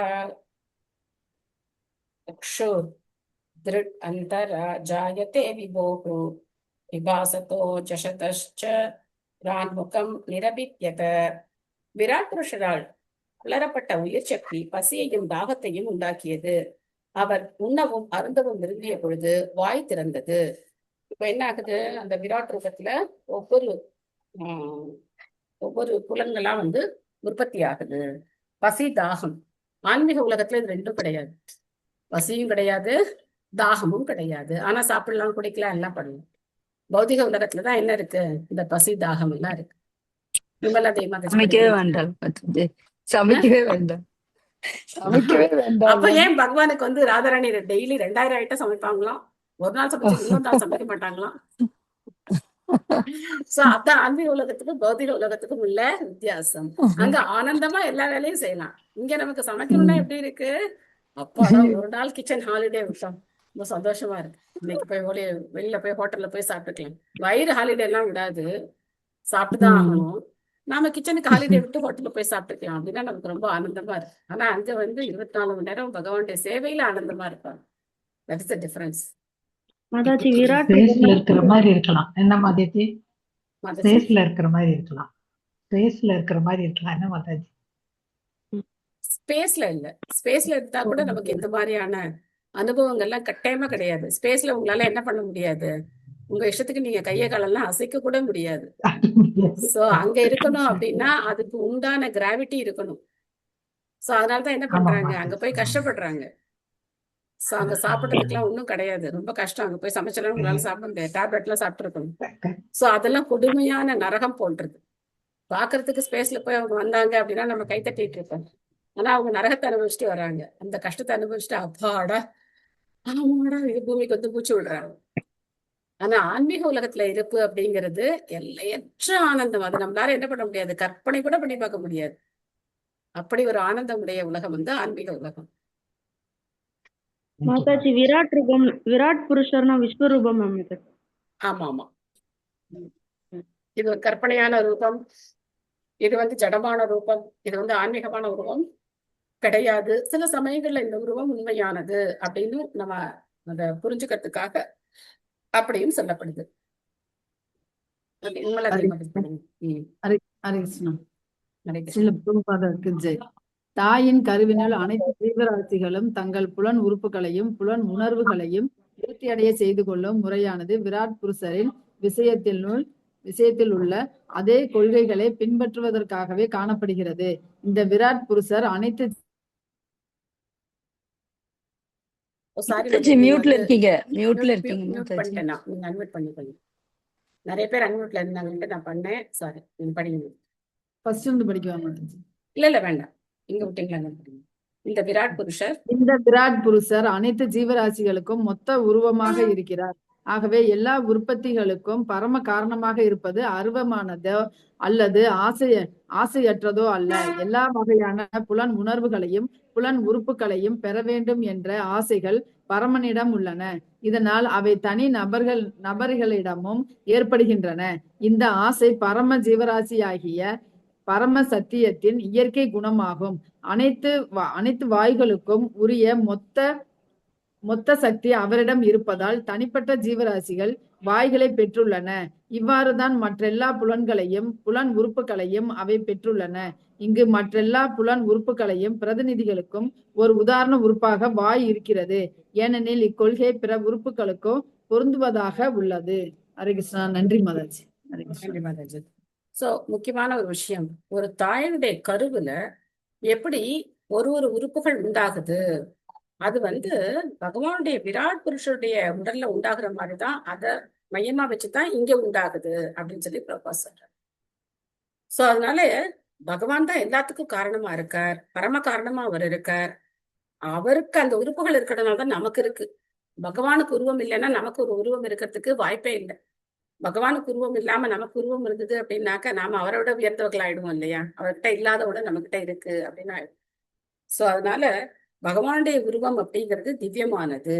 அவருடைய விருப்பம் இருக்கிறதுனால தான் நமக்கும் விருப்பம் இருக்கு. இன்னைக்கு காலம்பரை குளிக்க போகும்போது பாத்ரூம்ல ஒரு பெரிய அட்டைப்பூச்சி இருந்தது. அந்த அட்டைப்பூச்சி மெதுவா அப்படின்னு நகர்ந்து போயிட்டே இருந்தது. அப்ப எனக்கு இந்த ஸ்லோகம் தான் ஞாபகம் வந்தது. ஸ்ரோத்ரம் சக்ஷு ஸ்பர்ஷனம் ச ரசனம் கிராணம் ஏவச்ச அதிஷ்டாய மனச்சாயம் விஷயான் உபசேபத்தே. இந்த ஸ்லோகம் தான் ஞாபகம் வந்தது. சோ அதுக்கும் கண்கள் இருக்கு, அதுக்கும் வாய் இருக்கு, அது நகர்ந்து போறதுக்கு கால்கள் இருக்கு, உணர்வு இருக்கு, எல்லாம் இருக்கு. ஆனா என்ன மாதிரி ஒரு திரிபடைந்த உணர்வு இருந்ததுனால அந்த ஆத்மாவுக்கு அட்டைப்பூச்சி உடல் கிடைச்சது, எனக்கு மனித உடல் கிடைச்சது அப்படின்னு சொல்லி கொஞ்ச நேரம் யோசிச்சு பார்த்துட்டு அதுக்கப்புறம் குளிச்சுட்டு சீக்கிரம் போய் நம்ம வேலையை பார்க்கணும் அப்படின்னு சொல்லி அதை அங்கேயே நான் விட்டுட்டேன். ஸோ அது மாதிரி நம்மளுடைய உணர்வு அப்படிங்கிறது பகவானுடைய உணர்வோட என்ன ஆகணும், ஒத்து போகணும். அப்பதான் நமக்கு மேன்மேலும் பகவானை போய் சரணடையக்கூடிய அந்த மனோபாவம் வரும். இல்லை அப்படின்னா தாழ்ந்த ஜீவராசிகளுக்கும் கண்ணு, காது, மூக்கு எல்லாமே இருக்கு. அதுக்கு அது என்ன மாதிரியான செயல் செஞ்சிருக்கோ அதுக்கேத்த மாதிரி கர்மத்துக்கு ஏத்த மாதிரி அதுக்கும் எல்லாம் இருக்கு. அதுவும் நகருது, அதுவும் சாப்பிடுது, அதுவும் இனப்பெருக்கம் செய்யுது, எல்லாமே செய்யுது. சோ ரொம்ப ஜாக்கிரதையா இருக்கும். முகத்தஸ்தானோ நிர்பின்னம் ஜிஹ்வா தத்லோபஜாயதே ததோ நானா ரசோ ஜக்ஞே ஜிஹ்வயா யோதிகம் யதே. அடுத்து என்னென்ன உறுப்புகள் வருது? வாயிலிருந்து சுவை தோன்றியது, அதன் பலனாக நாவும் கூட உற்பத்தி செய்யப்பட்டது. பின் நாவால் சுவைத்து அனுபவிக்கப்படுவதற்காக எல்லா வகையான சுவைகளும் தோற்றத்திற்கு இருந்தன. சோ இப்படி படைப்பு படைக்கிறது எப்படி இருக்கு? ஒரு இது இருந்தது, அது வெடிச்சது, அதுக்கப்புறம் அதுல இருந்து குளிர்ந்து பல அண்டங்கள் வந்துருச்சு, அதுல எல்லா ஜீவராசிகள்லாம் வந்துட்டாங்க, அவங்கவுங்க என்னமோ பண்ணிட்டு இருக்காங்க அப்படின்னு சொல்றது எப்படி இருக்கு? இதுதான் விஞ்ஞான பூர்வமானது இல்லையா? குணவதி மாதாஜி படிக்கிறீங்களா? ஹரே கிருஷ்ணா. படிக்கிறோம் மாதாஜி. ஹரே கிருஷ்ணன். இப்பரிமாண வளர்ச்சி முறை ஆளும் மூர்த்திகள் அத்வைத இருப்பதை குறிப்பிடுகிறது. ஏனெனில் வருணன் எல்லா வகையான ரசங்களுக்கும் ஆளும் மூர்த்தியாக இருக்கிறார். எனவே எல்லா வகையான ரசங்களையும் சுவைக்கும் நாவிற்கு வாய் இளைப்பாறும் இடம் ஆகிறது. இதனை ஆளும் மூர்த்தி வருண தேவனாவார். நாவின் தோற்றத்துடன் வருணனும் படைக்கப்பட்டார் என்பதையே இது குறிக்கிறது.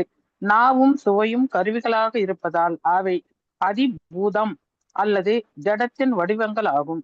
ஆனால் ஒரு ஜீவராசியாக இருக்கும் ஆளும் மூர்த்தி அத்வைதமாகும். அவ்வாறு இருக்க அச்செயலுக்கு கீழ்ப்படியும் நபர் அத்தியாத்தமம் எனப்படுகிறார்கள். இவ்வாறாக விராட் புருஷரின் வாய் திறந்த பின் இம்மூன்று பிரிவினைகளின் தோற்றமும் விளக்கப்படுகிறது. இப்பதத்தில் குறிப்பிடப்பட்டுள்ள 4 கொள்கைகளும் அத்தியாத்மம், அதிதெய்வம் மற்றும் அதிபூதம் என 3 முக்கிய கொள்கைகளை விளக்க உதவுகின்றன. இது ஏற்கனவே விரிவிக்கப்பட்டுள்ளது. ஹரே கிருஷ்ணா. ஹரே கிருஷ்ணா. இந்த எக்ஸாம்பிள்ல இருந்து மற்ற எல்லா எக்ஸாம்பிளையும் நம்ம வந்து புரிஞ்சுக்கலாம்.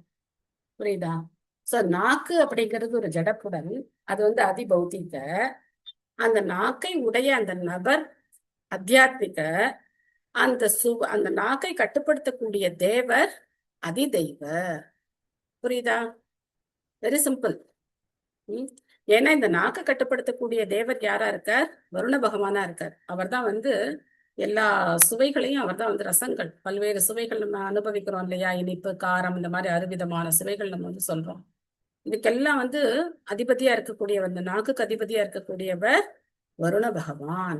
சோ கண்களுக்கு யார் அதிபதின்னு பார்த்தோம்? சூரிய பகவான்.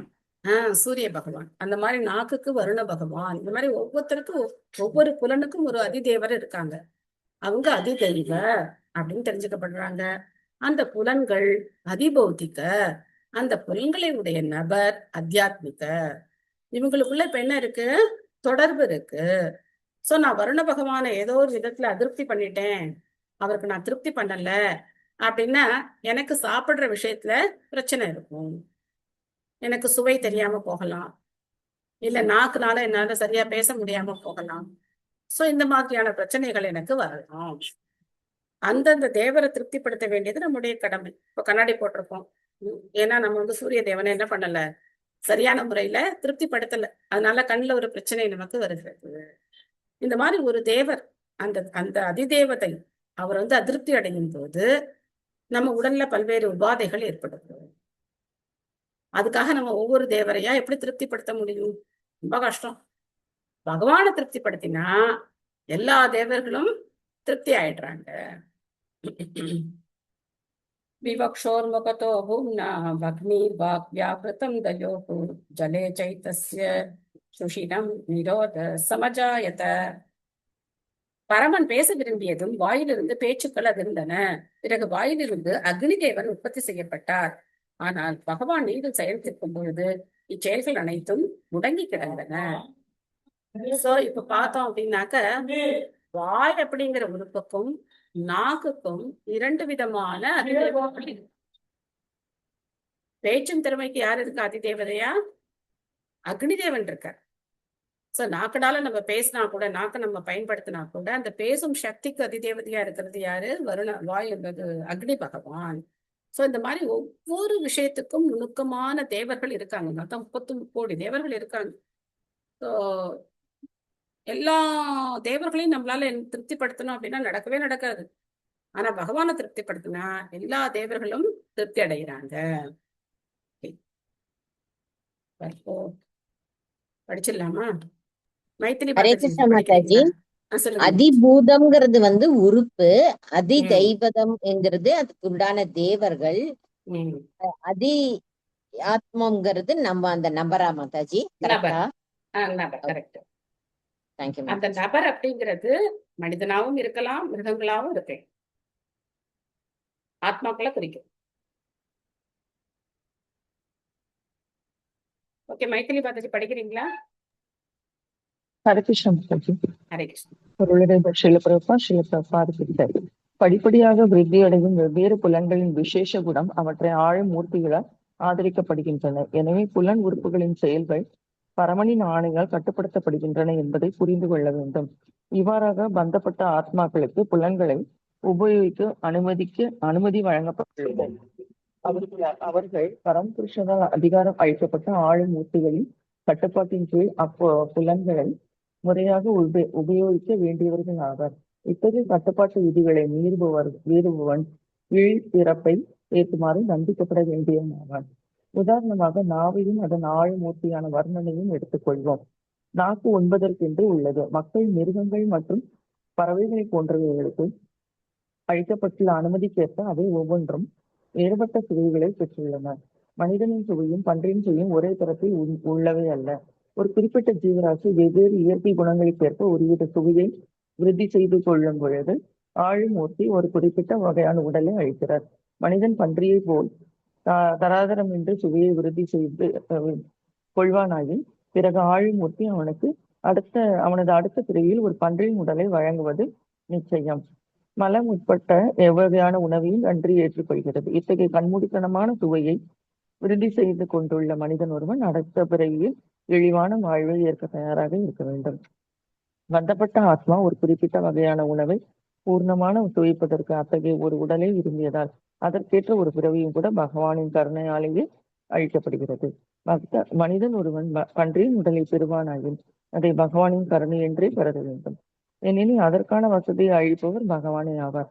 மரணத்திற்கு பின் பெறப்படும் அடுத்த உடல் உயர் அதிகாரத்தால் அழிக்கப்படுகிறது, கண்மூடித்தனமாக அல்ல. எனவே மனிதன் ஒருவன் அடுத்த பிறவியில் எத்தகைய உடலை பெறப்போகிறான் என்பதில் எச்சரிக்கையாக இருக்க வேண்டும். பொறுப்பற்ற கண்மூடித்தனமான ஒரு வாழ்வு அபாயகரமானது என்பதை அனைத்து சாஸ்திரங்களும் அறிவிக்கின்றன. ஹரே கிருஷ்ணா. தேங்க்யூ. ஹரே கிருஷ்ணா. ஸோ அதனால நம்மளுடைய புலன்களை நாம எப்படி உபயோகிக்கிறோம், என்ன வார்த்தைகளை பேசுறோம், என்ன மாதிரியான செயல்களை செய்வோம், இதெல்லாம் ரொம்ப முக்கியம்.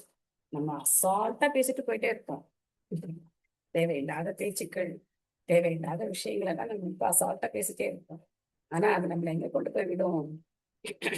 எங்கேயாவது கொண்டு போய் பள்ளத்துல கொண்டு போய் நம்மள விட்டுடும்.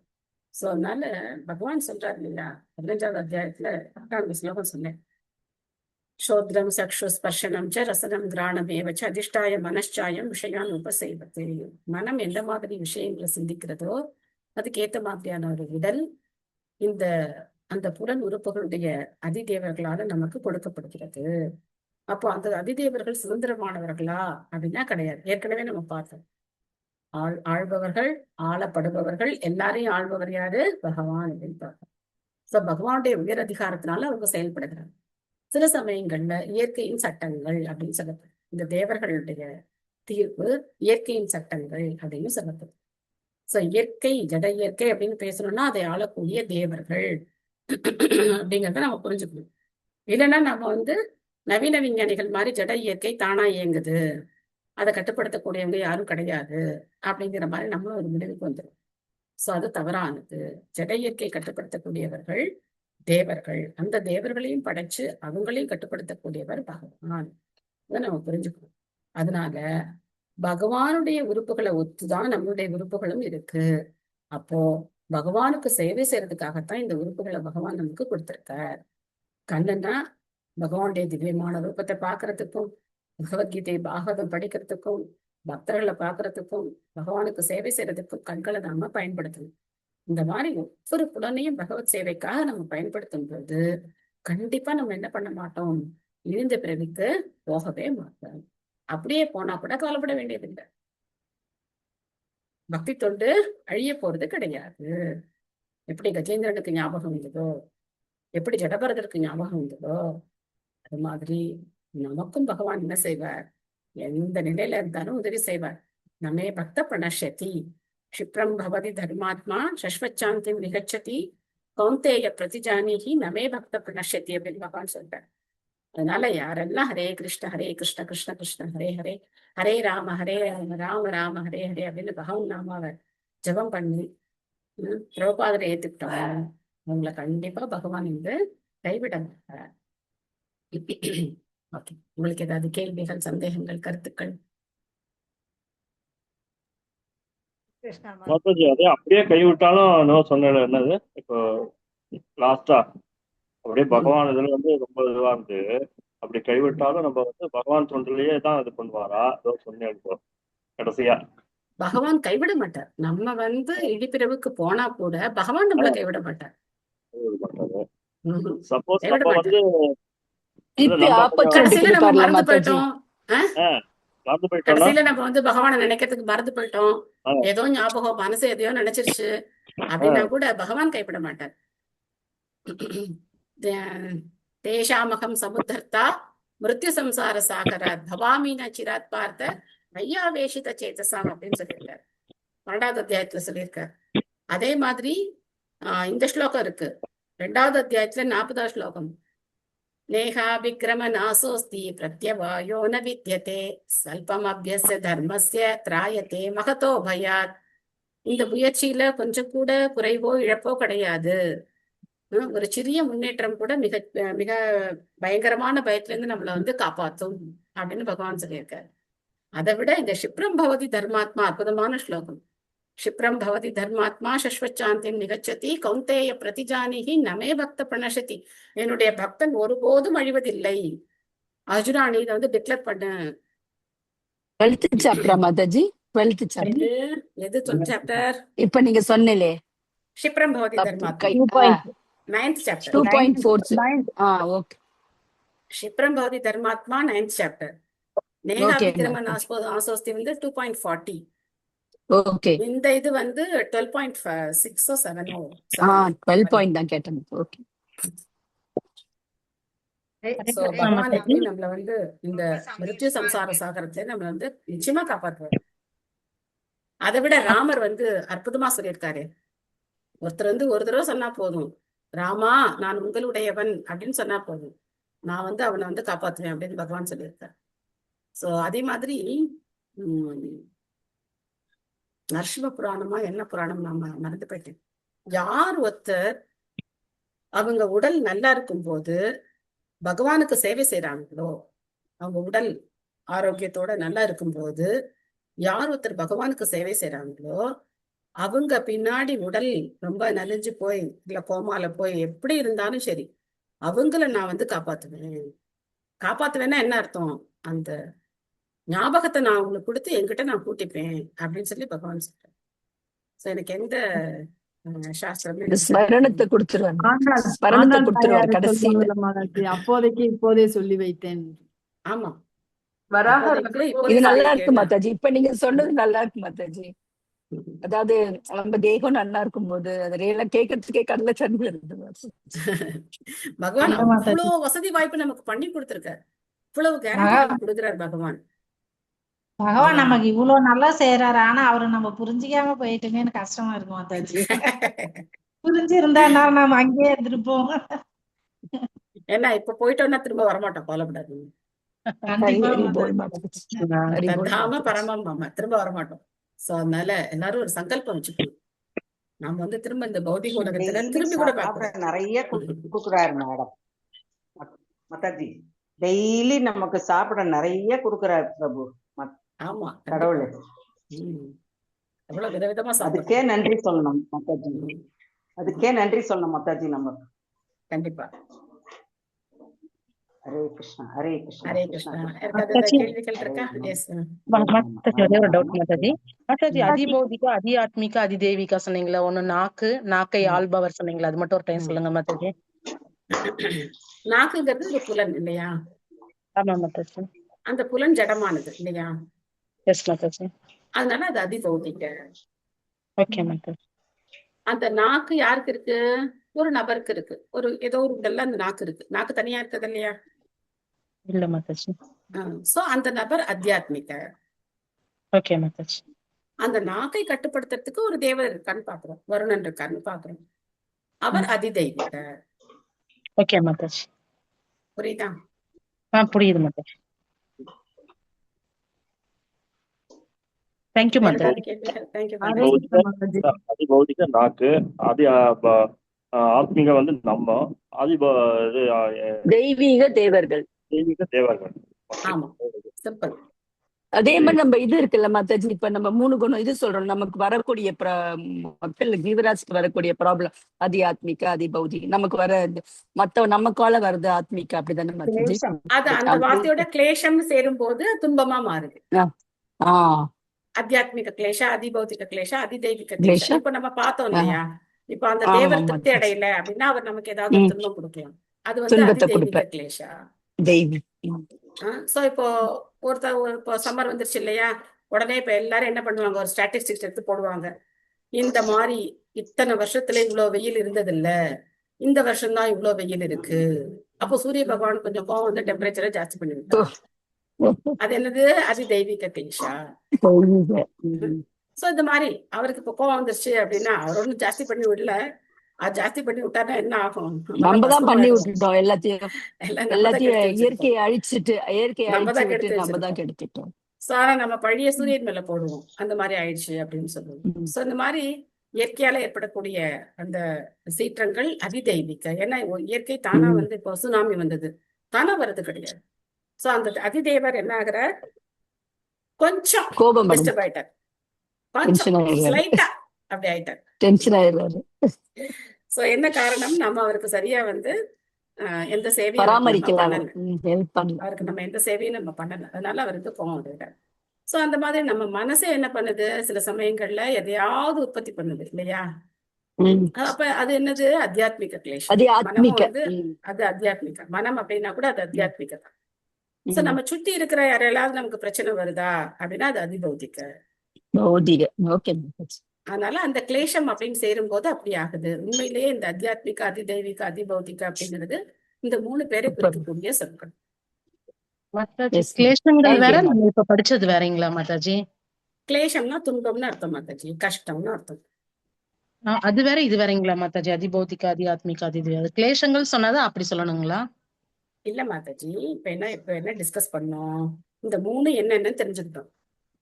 அத்தியாத்மிகன்னா என்ன, அதிபௌதிகன்னா என்ன, அதிதெய்வீக என்னன்னு தெரிஞ்சுக்கிட்டோம். சரியா? இப்போ நான் இருக்கேன்னு வச்சுக்கோங்க. நீங்க இப்ப இந்த கேள்வி கேட்டது யாரு? சுந்தரி மாதாஜியா? இப்ப சுந்தரி மாதாஜி கிட்ட நான் வந்து கொஞ்சம் கோபமா பேசிட்டேன்னு வச்சுக்கோங்க. அப்ப உங்களுக்கு எப்படி இருக்கும்? டென்ஷனா இருக்கும். டென்ஷனா இருக்கும், வருத்தமா இருக்கும். அப்ப அது என்ன கிளேஷம்? அது என்ன துன்பம் உங்களுக்கு? அதிபௌதிக. உங்களை சுத்தி இருக்கிற நான், உங்க கூட இருக்கிறேன்னா உங்க கூட நல்லா பேசிருக்கலாம், ஆனா என்ன பண்ணிட்டேன்? கோபமா பேசிட்டேன். அப்ப உங்களுக்கு அது கஷ்டமா இருக்கு. அது யாரால வந்தது? அதிபௌதிக என்னால வந்தது. சோ அந்த அதிபௌதிகனால வரக்கூடிய துன்பம் அதிபௌதிக கிளேஷா அப்படின்னு சொல்றாங்க. புரியுதா? வார்த்தைகள் தான் மாதாஜி, வேற ஒண்ணும் கிடையாது. இப்போ வந்து நம்ம சொல்றோம்ல, இந்த பக்கத்து வீட்டுக்காரமா இருக்காங்களே, இந்த அம்மா வந்து என்ன இப்படி பேசிட்டாங்க, அவங்களால எனக்கு பெரிய பிரச்சனையா இருக்கு அப்படின்னு நம்ம சொல்ற மாதிரி, இது என்னது? இது அதிபௌதிக கிளேஷா அப்படின்னு நம்ம சொல்றோம். பக்கத்து வீட்டுக்காரமா அதிபௌதிக, என்கிட்ட நல்லாவும் பேசலாம், அவங்களால எனக்கு சந்தோஷமும் கிடைக்கலாம், ஆனா இப்ப என்னமோ கோபமா பேசுறதால எனக்கு வருத்தமா இருக்கு, அதனால இது ஒரு கிளேஷம், துன்பம் ஆயிடுச்சு. வேற ஒண்ணும். இப்ப கணவன் மனைவி இருக்காங்க, கண்ணே மணியே முத்தே அப்படின்னு பேசினா ரொம்ப சந்தோஷமா இருப்பாங்க. வேற மாதிரி கொஞ்சம் அதே கண்ணு மணி முத்தெல்லாம் வந்து மாறிடுச்சுன்னு வச்சுக்கோங்க, அப்போ அது என்ன ஆயிடும்? கஷ்டமாயிடும். அவ்வளவுதான். அதே கணவர் அதே மனைவிதான், ஆனா அந்த வார்த்தைகள் கொஞ்சம் மாறும்போது அது கிளேஷம் அப்படின்னா அவ்வளவுதான். அதி ஆத்மிகாவா அப்ப அதி பௌதிகமா ஆயிடுவார் இல்லையா பேசும்போது? பிரபு, அத்தியாத்மிகங்கிறது நம்மளே நம்மள படுத்திக்கிற கஷ்டம். நீங்க ஜம்முன்னு உட்காந்துருக்கீங்க, யாரோ ஒருத்தர் வராரு, அப்ப அவரை பாக்குறீங்க, என்னோட ஷர்ட் என்ன இவ்வளவு சுமாரா இருக்கு, அவர் சூப்பரா ஷர்ட் போட்டு வந்திருக்கிறாரு, இந்த ஷர்ட்டுக்கு முன்னாடி அவர் முன்னாடி போய் இந்த மாதிரி ஒரு ஷர்ட் போட்டு நான் உட்காந்துருக்கேனே, மனசு அது மாதிரி கிறுக்குத்தனமா யோசிக்குதுன்னு வச்சுக்கோங்க. அப்ப அதுக்கு அவர் காரணமா? யார் காரணம்? நம்மதான் காரணம். சோ அது என்னது? அத்தியாத்மிக கிளேஷம். ரெண்டுமே ஒண்ணு கிடையாது. சும்மா யாருமே வர வேண்டாம் உங்களுக்கு, நீங்க சும்மா உட்காந்துருந்தா கூட மனசு என்ன பண்ணும்? இந்த 4 வருஷம் முன்னாடி பாத்தீங்கன்னா நான் மட்டும் இந்த மாதிரி கோல்டு வாங்கி வச்சிருந்தேன்னா இன்னைக்கு உலகத்திலேயே நான் தான் கோடீஸ்வரன். அப்ப நான் மிஸ் பண்ணிட்டேன். 4000 ரூபாய் வித்த போது நான் 100 பவுன் வாங்கி வச்சிருந்தேன்னா இன்னைக்கு அளவு நான் யோசிச்சேன். அதனாலதான் நான் சொல்றேன், 4000 ரூபாய் பணம் கோல்டு வித்த போது நான் ஒரு 100 பவுன் கோல்டு வாங்கி வச்சிருந்தேன்னா நான் இன்னைக்கு லட்சாதிபதி கூட கிடையாதுன்னா கோடீஸ்வரன் கிட்ட 1 கோடி இருக்கும். அது என்ன கிளேஷம்? அத்தியாத்மிக கிளேஷம். யார் உன்னை இப்ப எது யோசிக்க சொன்னா? ஹரே கிருஷ்ணா ஹரே கிருஷ்ண கிருஷ்ண கிருஷ்ண ஹரே ஹரே, ஹரே ராம ராம ராம ஹரே ஹரே. கோல்டு வந்து 10 ரூபா வித்தா என்ன, கோடி ரூபா வித்தா உனக்கு என்ன போச்சு, அதுக்கு உனக்கு இப்ப என்ன சம்பந்தம்? ஒழுங்கா உட்காந்து ஹரே கிருஷ்ண மந்திரம் சொல்லுங்க. ஆனா மனசு என்ன பண்ணுது? கிறுக்குத்தனமா இதாது. இது என்ன கிளேஷம்? அத்தியாத்மிக கிளேஷம். வருதா இல்லையா? எதையாவது யோசிக்குதா இல்லையா?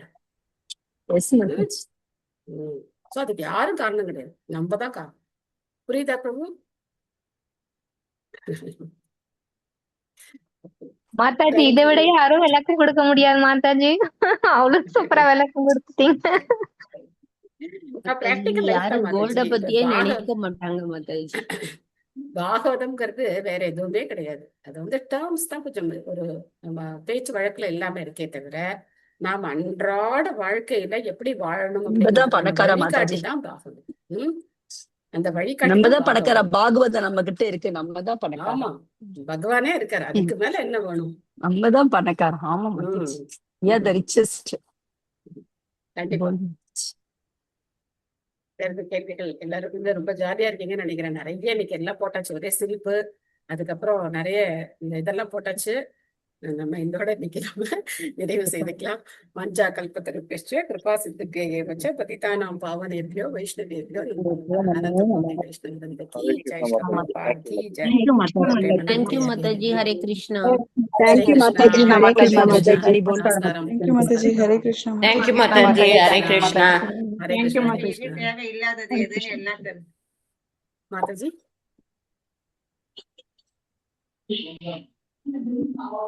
ஓகே எண்டி கொடுத்துறேன். ஹரே கிருஷ்ணா ஹரே கிருஷ்ண கிருஷ்ண கிருஷ்ண ஹரே ஹரே ஹரே ராம ராம ராம ஹரே. ஹரே கிருஷ்ணா பிரபு. தேங்க்யூ.